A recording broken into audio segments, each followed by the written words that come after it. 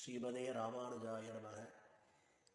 அன்பிலன்றி ஆழியான யாவர்கான வல்லரே. விரிந்த அன்பு, பேரன்பு, அந்த அன்பு நெறியாகிய கைங்கரிய மார்க்கத்திலே தான் பகவானை காண முடியும் என்பது திருமழிசை ஆழ்வாரினுடைய திருவாக்கு. அந்த திருவாக்கிலேயே தம்முடைய வாழ்க்கைக்கும் உபதேசங்களுக்கும் ஜீவநாதமாக அமைத்து கொண்டார் பரமாச்சாரியரான ஸ்ரீ ஆளவந்தார். அந்த ஆளவந்தார் ஒரு சமயம் தமது சிஷ்யர்களுடன் பராந்தகம் என்கிற ஒரு சிற்றூருக்கு எழுந்தருளினார். அந்த சிற்றூர் வயலும் பரப்புமாக பச்சை பசேல் என்று காட்சி அளித்தது. அந்த சமயம் ஒரு மத்தியான நேரம், உச்சி வெயில் கொளுத்தி கொண்டிருந்தது. அப்போது அந்த வயல் நிலத்தில் வேலை செய்து கொண்டிருந்த ஒருவர் நேராக அந்த வரப்புக்கு அருகே வந்து அந்த இரண்டு வரப்பிற்கு நடுவே ஓடிக்கொண்டிருந்த அந்த நீரை சேரும் மண்ணுமாக எடுத்து கலந்து பருகினார். இதை பார்த்து கொண்டிருந்த ஆளவந்தாருக்கு ஆச்சரியமாக இருந்தது. தம் சீடர்கள் ஒருவரை அனுப்பி அவரை அழைத்து வருமாறு கூறினார். சீடரும் ஓடிச் சென்று அவரை அழைத்து கொண்டு வந்தார். வந்து அவரை நோக்கி, நீர் இவ்வாறு செய்ததன் காரணம் என்ன என்று கேட்டார் ஸ்ரீ ஆளவந்தார். அதற்கு அவர், பெரியவர்களே, சரீரமாகிய இந்த மண்ணிற்கும் பூமியிலுள்ள அந்த மண்ணிற்கும் என்ன வேறுபாடு? சரீரமாகிய இந்த மண்ணும் அந்த பூமி இருக்கிற மண்ணோடு சேர்ந்து ஒன்றாகத்தானே போகிறது. அதனாலே எனக்கு வேறுபாடு தோன்றவில்லை என்றார். அவருடைய மனப்பாங்கை அறிந்து கொண்ட ஆளவந்தாருக்கு வியப்பு மேலிட்டது. உண்ணும் சோறும் பருகும் நீரும் தின்னும் வெத்தலையும் இவருக்கு கண்ணவிரானே. கிருஷ்ணநாமத்தை சொல்லி மண்ணும் நீரும் இவருக்கு உணவாயிற்றே என்று ஆச்சரியப்பட்டார். அவரை அருகிலே அழைத்து கடாட்சித்தார். நீர் மாறன்னேர் நம்பியே என்று திருவாய் மலர்ந்தார் ஸ்ரீ ஆளவந்தார். அன்று முதல் அவருக்கு மாறனேர் நம்பி என்கிற திருநாமம் உண்டாயிற்று. அவரை ஆறத் தழுவிக்கொண்டார். நம்பியோ வெட்கப்பட்டு ஆளவந்தாருடைய திருவடித்தாமரைகள் வீழ்ந்து கண்ணீர் பெருக்கார். அந்த திருவடிகளை மஞ்சனமாட்டினார். ஆளவந்தாருடைய திருமேனியை வைத்த கண் வாங்காமல் பார்த்து கொண்டே இருந்தார் நம்பிகள். நெடுகிச் சிவந்த பரந்த திருமார்பு, அந்த திருமார்பை அலங்கரிக்கும் திருமண்காப்பு, திருக்கையிலே பிடித்த திரிதண்டம், திருப்பவித்திரம், இவையெல்லாம் நம்பியை ஆட்கொண்டன. தேவுமற்றறியேன் என்று நம்பியின் மனதிலே ஒலிக்கத் தொடங்கியது. ஆக அந்த பரமாச்சாரியரை சாட்சாத்காரம் செய்து கொண்டார் மாறனேர் நம்பி. ஆளவந்தாரும் நீர் எம்முடன் வந்துவிடும் என்று பணித்தார். நம்பியோ தயங்கினார். தம் பிறப்பை எண்ணி தயங்கினார். அப்போது ஆளவந்தார் கூறினார், நம்பி, பிரம்மஞானிகளுக்கு ஜாதியில் பேதம் ஏது? தடையின்றி நம்முடன் நீர் வரலாம். ஆளவந்தாருடைய இந்த வார்த்தை 1 கோடி பொன் பெறும். அப்பேற்பட்ட அந்த வார்த்தையை கேட்டு நம்பிகளுடைய கண்களிலே நீர்கள் தாரையாக பெருகின. பார்த்தார் ஆளவந்தார். நம்பிகளை அழைத்து கொண்டு கையை பிடித்து அழைத்து கொண்டு சென்றார் திருவரங்கத்திற்கு. அந்த காலத்திலே ஆச்சாரிய பெருமக்கள் எல்லாம் தவராசன் படித்துறைக்கு செல்லும் வழியில் அமைந்திருந்த ஆதிகேசவ பெருமாள் திருக்கோயிலை சுற்றி திருவீதிகளில்தான் குடியிருந்து வந்தார்கள். மாடமாளிகை சூழ் என்று அழைக்கப்பட்டு வந்த தற்போதைய கீழை உத்தர வீதி, அதிலே விண்ணப்பம் செய்வார்கள் அரையர்கள், கைங்கரியபரர்கள். அவர்கள் எல்லோரும் குடியிருந்து வந்தனர். சித்திரை வீதியிலே உள்ள கீழே சித்திரை வீதியில் உள்ள பெரிய நம்பி திருமாளிகைதான் ஆளவந்தார் எழுந்தருளியிருந்த மடமாகும். எம்பெருமானார் தர்சனத்துக்காக தர்சனத்தை இழந்த இருவர். எம்பெருமானார் தர்சனத்திற்காக தம் கண்களை இழந்தவர்கள் ஸ்ரீ பெரிய நம்பியும் ஸ்ரீ கூரத்தாழ்வார். ஆதலாலே ஸ்ரீ பெரிய நம்பி திருக்குமாரை அழைத்து அவருக்கு ஆளவந்தார் இருந்த அந்த மடத்தையே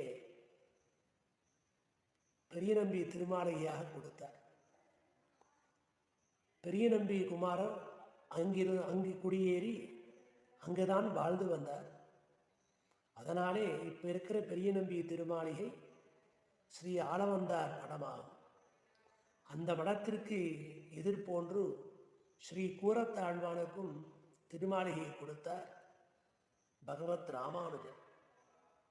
அப்படி அந்த இடத்திலே இருந்து கொண்டு ஆளவந்தாருடைய சீடர்களில் ஒருவராக தனியாக அமர்ந்து அவருடைய காலக்ஷேப கோஷ்டியிலே தானும் ஆளவந்தாருடைய அமிர்தமயமான அந்த உபன்யாசங்களை எல்லாம் அனுபவித்து கொண்டு வந்திருந்தார்.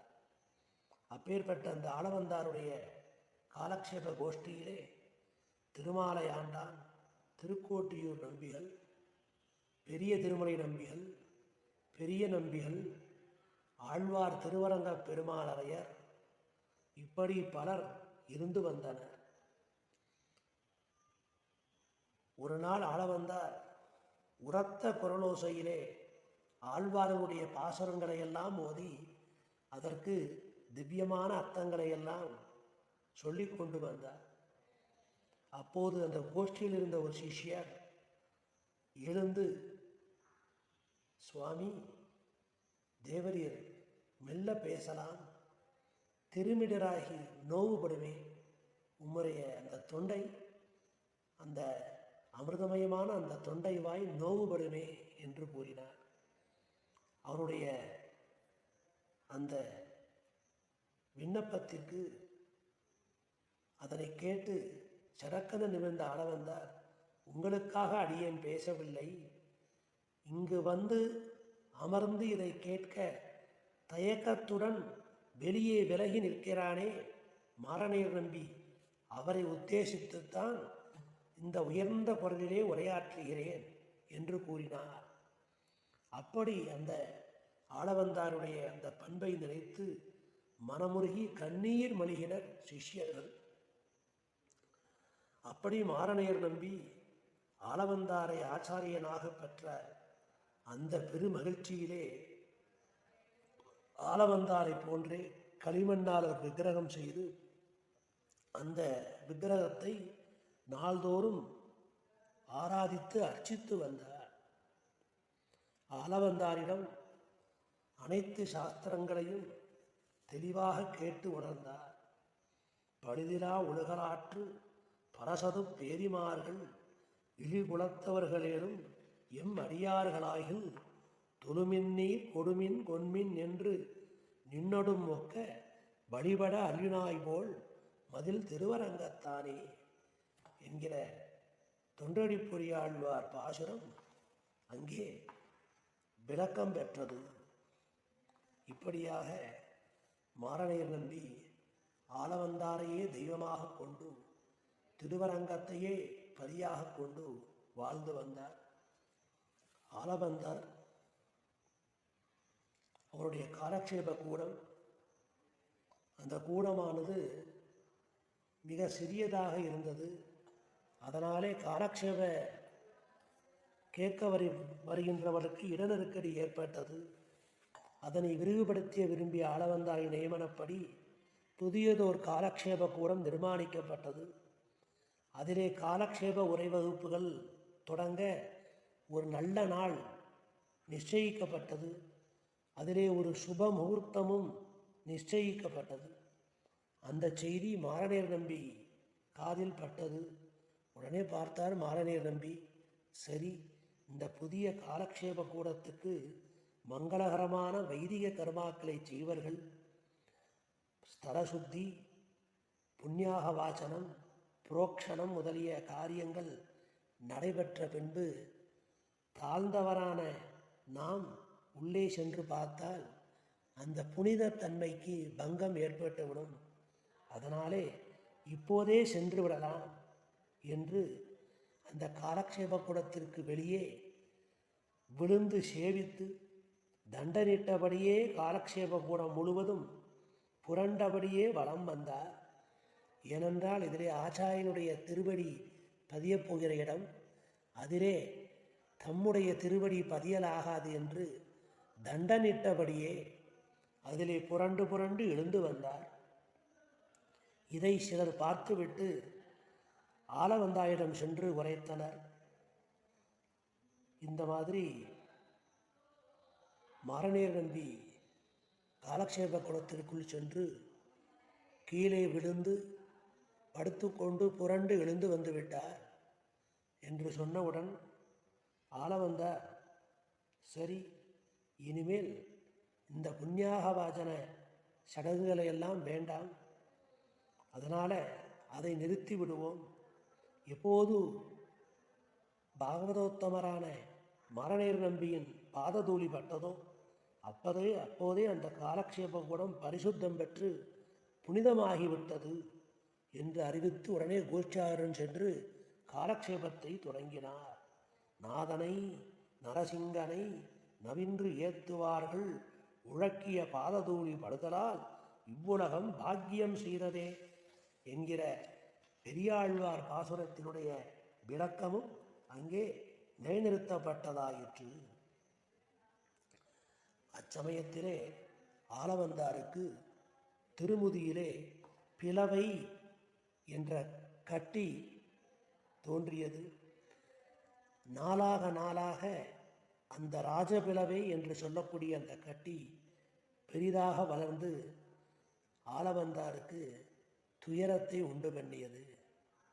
அதனால் ஆளவந்தார் தம்முடைய காலக்ஷேபத்தை குறைத்து கொண்டே வந்தார். ஒரு முறை திருவரங்கம் பெரிய கோயில் பெரிய பெருமானை திருவடி தொழுது நின்றார். அமலநாதி பிரானை அனுசந்தித்து கொண்டு அழகிய மணவாளனுடைய திருவடி முதல் திருமுடி பரியந்தம் சேவித்து நின்றார். அப்போது பெரிய பெருமாள் சோதிவாய் திறந்து நனமந்தமில் நாடு புகுவீர் என்று அருளிச் செய்தார். உம்மருக்கு வீடு வேறு தந்தோம் என்றார். ஆளவந்தாரும் வினயத்துடனே வாய் புதைத்து, அடியேன் முன் செய்கிற வினையால் இந்த பிளவை என்கிற கட்டி முதுகிலே இருந்து கொண்டு என்னை கஷ்டப்படுத்துகிறது. இந்த நோயினை இன்னும் சில காலம் அனுபவிக்க வேண்டியுள்ளதே என்று கூறினார். உடனே பார்த்தார் திருவரங்கநாதன், ஆளவந்தாரே, அந்த நோயை உம்முடைய சீடர்களில் ஒருவருக்கு கொடுத்துவிட்டு பரலோகத்துக்கு வந்து சேர்வீர் என்று அர்ச்சகர் மூலமாக ஆவேசித்து ஆணையிட்டருளினான். அரங்கன் ஆணையை மீறலாமோ?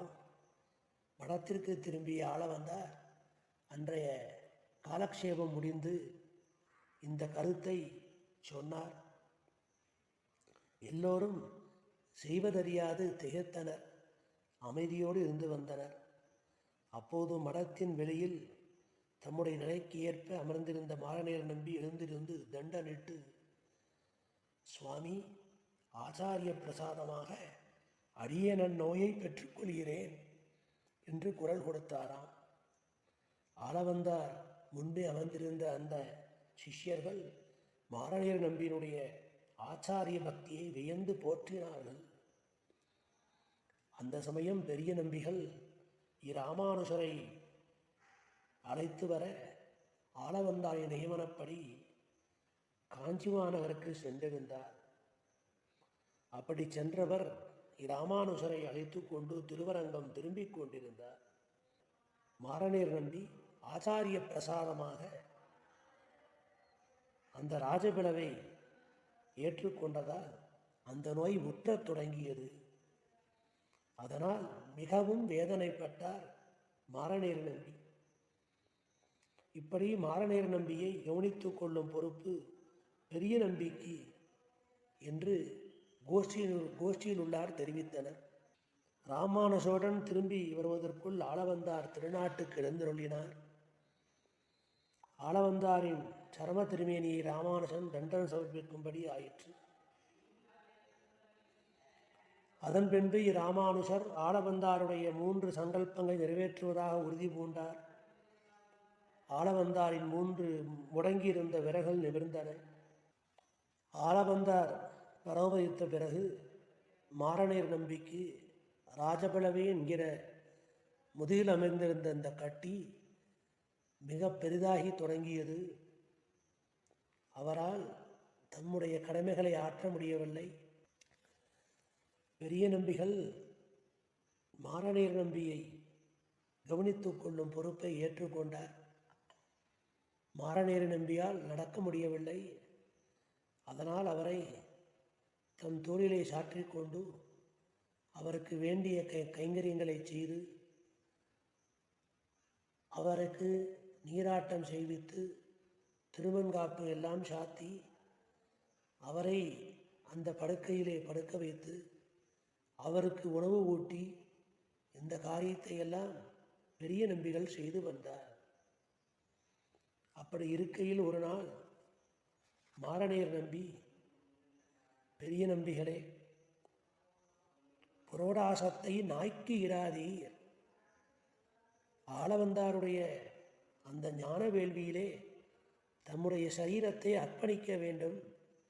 என்னுடைய சரீரத்தை தேக பந்துக்களிடம் ஒப்படைக்கக்கூடாது என்று பெரிய நம்பிகளிடம் மாரநேரி நம்பிகள் அடிக்கடி தெரிவித்து வருகிறார். நோய்வாய்ப்பட்டும் அந்த நோய் தமக்கு பரமாச்சாரியர் அளித்தருளிய மகா பிரசாதம் என்று எப்போதும் சலனமில்லாமல் இருந்த அந்த மாரநேரி நம்பியை கண்டு பெரிய நம்பி திகைத்து நிற்பாராம்.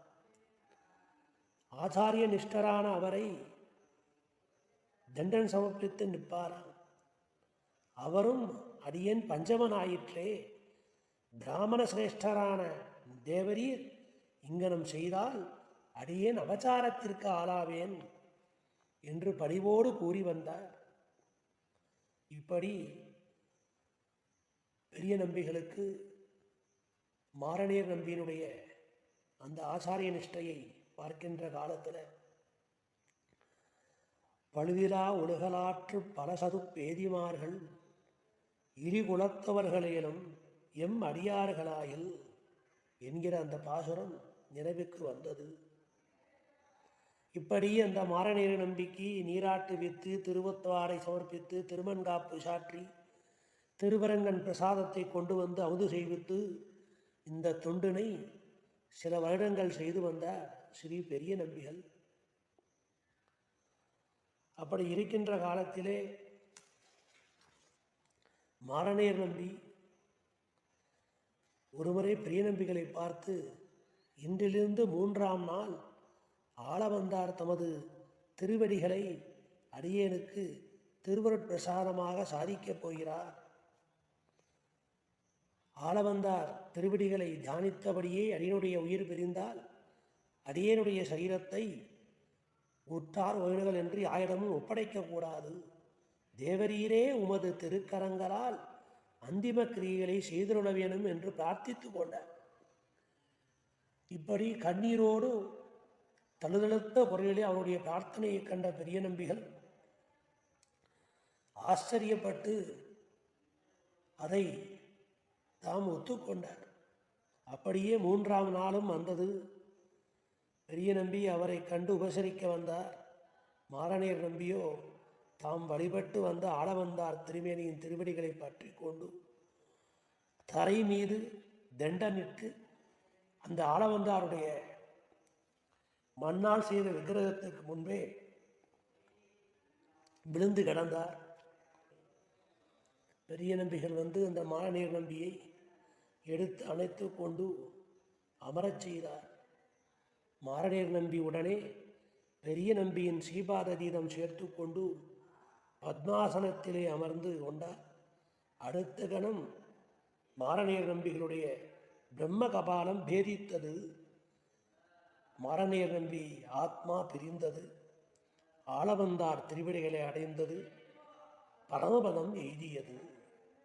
மாரநேர் நம்பியின் மனோரதத்தின்படியே அவரது திருமேனியை பிரபன்னர்களுக்கு விதித்தபடி பிரம்மமேத சம்ஸ்கார விதிகளின்படி சம்ஸ்கரித்து திருப்பள்ளி படுத்தினார்.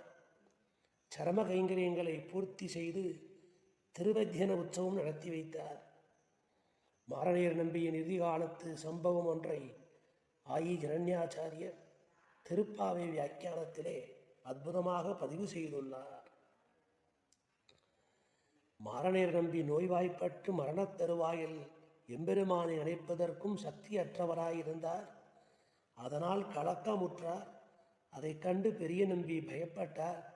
அதை கேட்ட எம்பெருமானார் வராகப் பெருமாளுடைய சர்ம ஸ்லோகங்களை அவருக்கு நினைவுபடுத்தினாராம். ஸ்திதே மனசி சுஸ்வஸ்தே ஷரீரே சதியோ நரஹா தாதுசாம் யே ஸ்திதே ஸ்மர்த்தா விஸ்வரூபஞ்ச மாமஜம் ததஸ்தம் ரியமானந்து காஷ்டபாஷான சந்நிபம் அகம் ஸ்மராமி மத்பக்தம் நயாமி பரமாங்கதிம். அப்படி இந்த வராக ஸ்லோகம் இதிலே சொல்லப்பட்ட கருத்து என்ன? ஒருவேளை அந்திம காலத்திலே என்னுடைய பக்தனுக்கு கல்லோடும் கட்டையோடும் ஒத்தவனாய் என்னை நினைக்கின்ற சக்தி இழந்தால் அந்த என் பக்தனை நான் நினைக்கிறேன், அவனை உயர்ந்த கதிக்கு அழைத்துச் செல்கிறேன் என்று வராகப் பெருமாளை அருளிச் செய்துள்ளார்.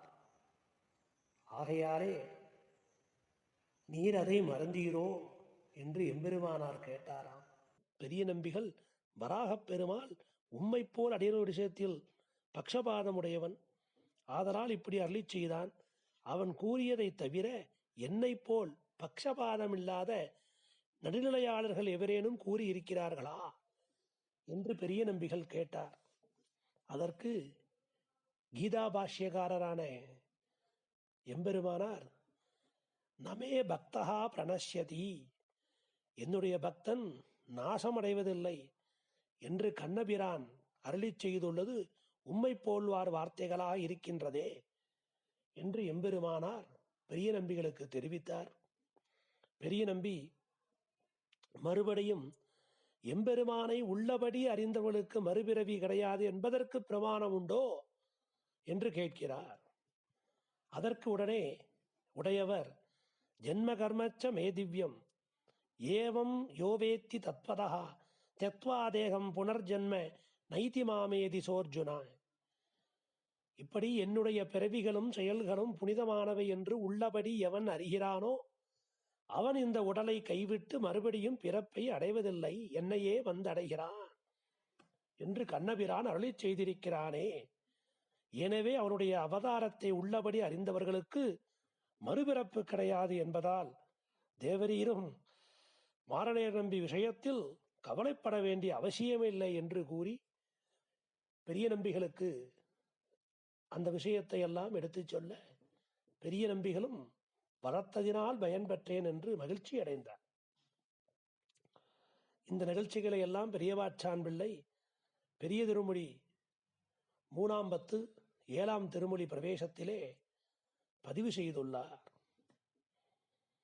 இப்படி பெரிய நம்பி மாரநேர் நம்பிக்கு செய்த பிரம்மமேத சம்ஸ்காரத்தை அறிந்த திருவரங்கத்தில்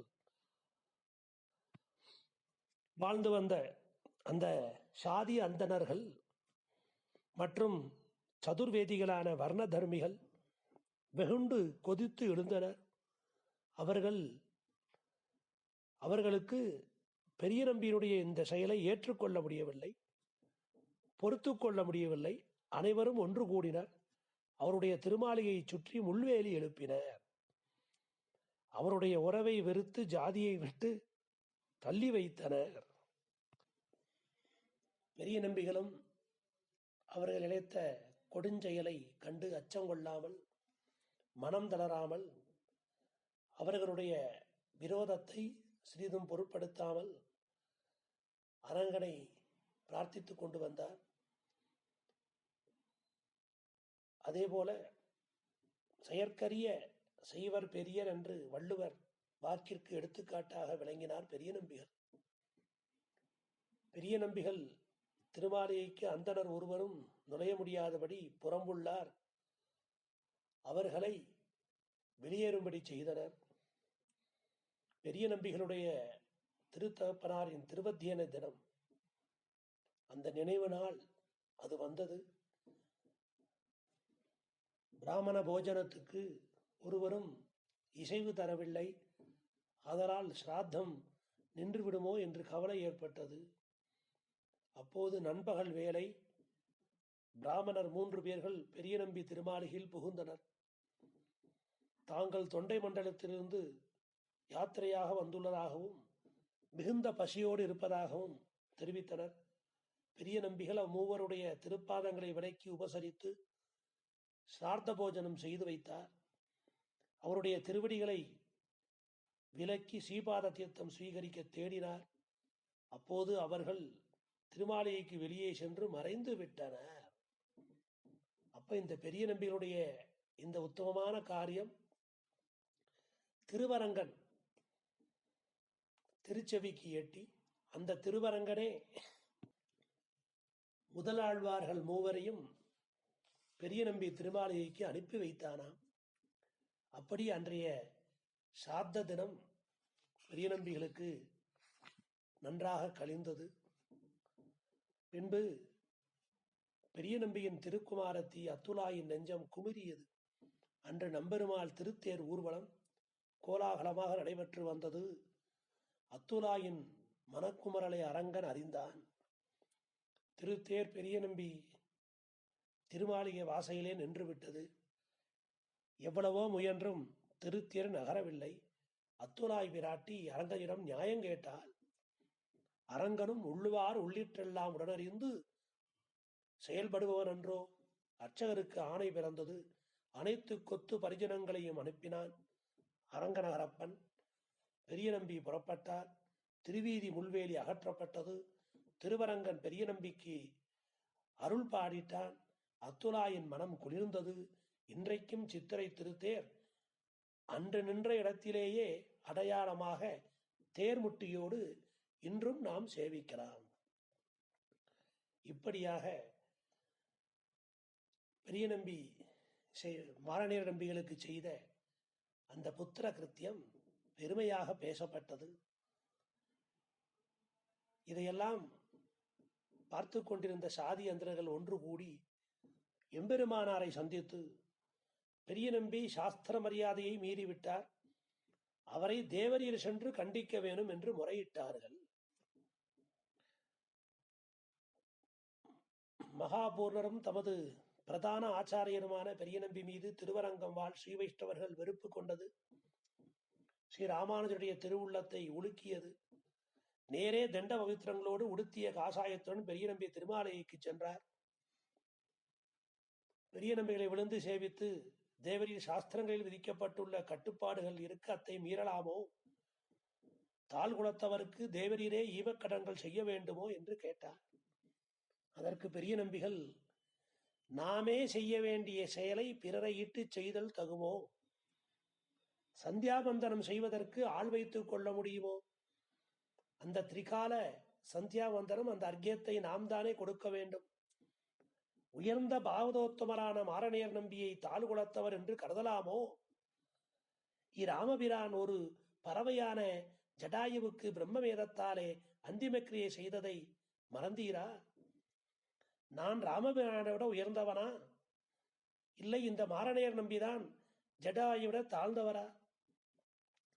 அதெல்லாம் இருக்கட்டும். நம்மாழ்வார் அருளி செய்த பயிலும் சுரோலி மூர்த்தி, நெடுமார்க்கடிமை ஆகிய திருவாய்மொழிகளில் அடியார்களுக்கு ஆட்பட்டிருந்ததை வலியுறுத்தி சொல்லி இருக்கிறாரே.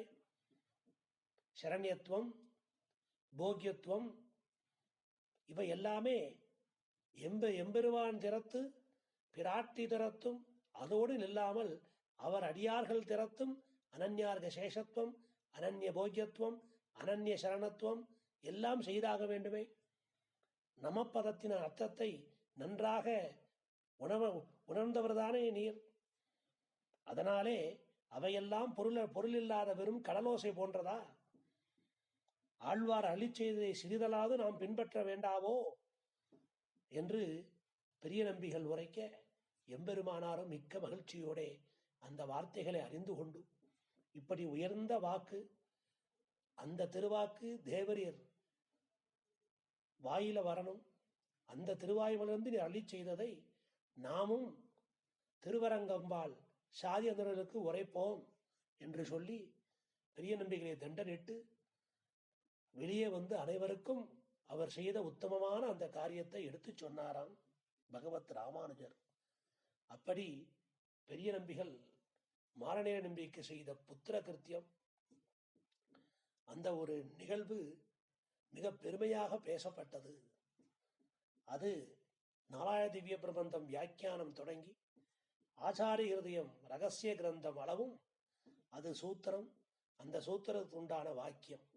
அதே போல நம்பிள்ளை, பெரியவாச்சான் பிள்ளை, அழகிய மணவாள பெருமாள் நாயனார், மணவாள மாமுனிகள் பரியந்தம் அந்த நிகழ்வு அற்புதமாக காட்டப்பட்டுள்ளது.